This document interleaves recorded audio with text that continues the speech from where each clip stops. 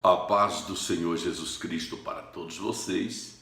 Quero trazer uma meditação da palavra de Deus para todos vocês em Mateus capítulo 24 e o versículo 12 que diz: "E por se multiplicar a iniquidade, o amor de muitos se esfriará."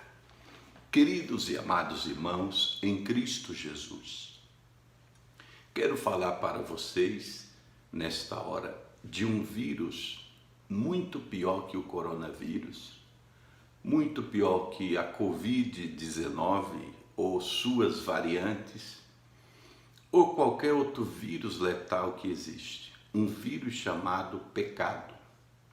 O pecado destrói muito mais as pessoas do que o próprio coronavírus. O coronavírus destrói o corpo, mas o pecado destrói não só o corpo, como destrói também a alma das pessoas.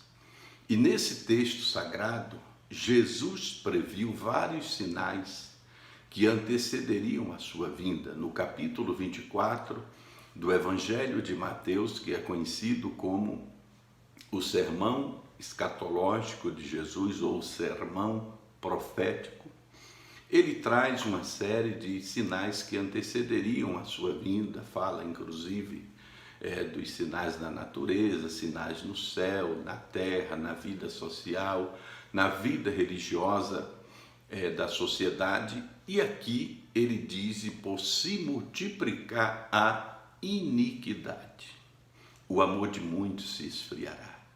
Queridos, a palavra iniquidade, ela sempre aparece nas Escrituras associada ao pecado e à transgressão. Essas três palavras, elas, embora no original tenham sentidos um pouco diferentes, todas convergem para o mesmo tipo de erro, porque tanto pecado como iniquidade e transgressão são termos, expressões bíblicas para descrever a rebelião e a desobediência do homem a Deus e a sua santa palavra. E aqui Jesus usa o termo iniquidade, que significa, tanto no original hebraico como no original grego, é exatamente torcer, distorcer, perverter. É sinônimo de impiedade, é sinônimo de negação da lei e desobediência completa às normas da palavra de Deus. E nós estamos presenciando, queridos, essa multiplicação da iniquidade.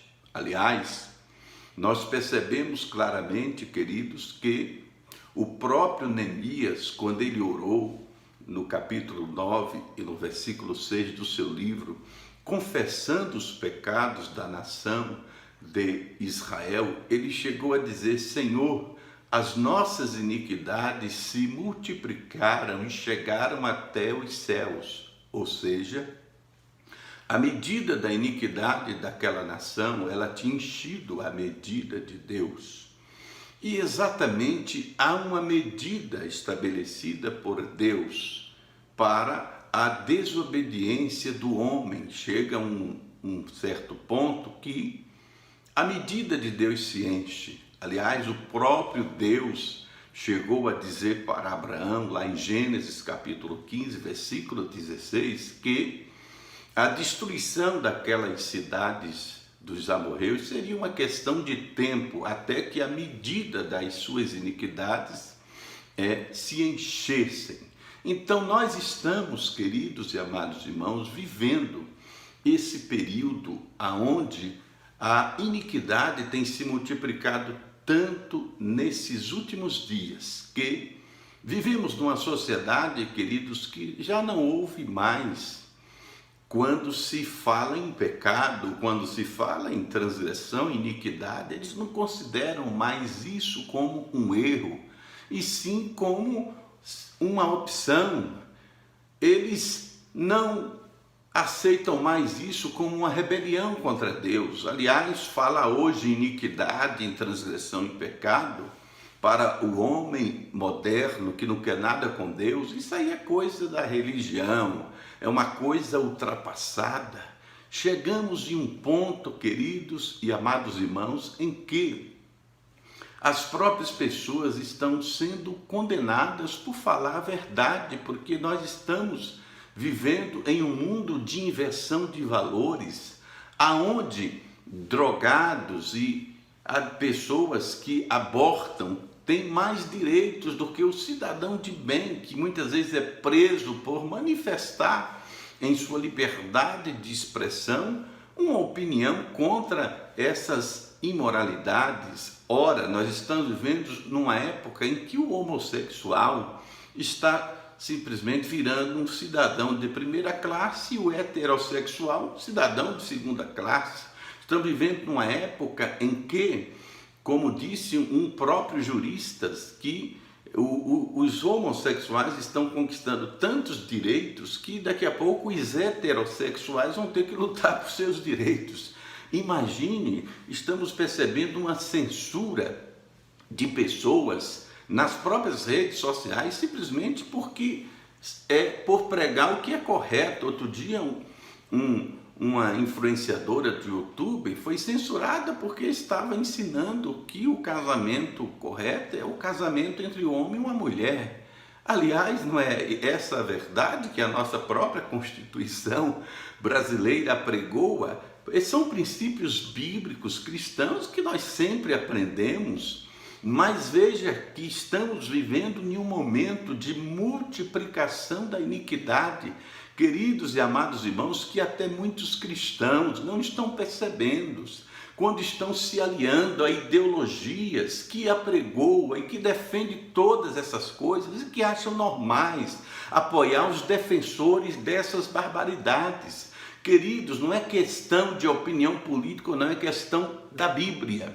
Isso envolve a palavra de Deus, aqueles que se aliam a ideologias que defendem todas essas práticas. A Bíblia diz que eles concordam, não só amam, como aprovam o que tais coisas praticam e serão tão condenados como os que defendem essas coisas. Por isso, queridos e amados irmãos, nós temos que continuar pregando a verdade da palavra de Deus. E o amor de muitos estão se esfriando por causa dessa multiplicação da iniquidade. Chegamos a um ponto em que, nessa inversão de valores, parece que a verdade virou mentira, a mentira virou verdade, a luz virou trevas, as trevas virou luz, o doce virou amargo, o amargo virou doce, o mal virou bem, o bem virou mal, o feio ficou bonito, o bonito ficou feio. Veja que distorção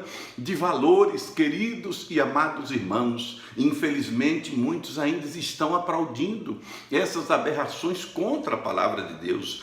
Vivemos em um momento, queridos, em que o próprio salmista, no Salmo 94, versículo 4, disse que alguns chegam a se gabar das suas próprias iniquidades, a ponto do salmista dizer: Senhor, até quando se gloriarão de suas próprias iniquidades? Alguns chegam até obrar a própria iniquidade.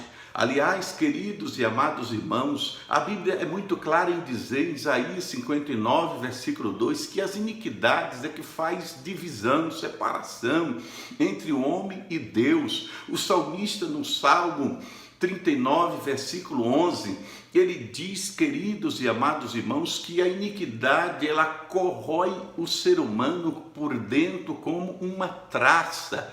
Mas quero dizer para todos vocês, queridos irmãos, que a medida da iniquidade do mundo já está chegando nos níveis de Sodoma e Gomorra, e a medida de Deus já está se enchendo, e certamente esse mundo não ficará impune, porque a palavra de Deus diz no Salmo 45, versículo 7, que o Senhor odeia a iniquidade e ama a justiça. A Bíblia diz, queridos, lá no Salmo 94 e no versículo 23, que o mundo será destruído pela sua própria iniquidade, a própria malícia destruirá as pessoas. Queridos, mas eu tenho um conselho da palavra de Deus para você, meu amigo, você que está escutando esta mensagem.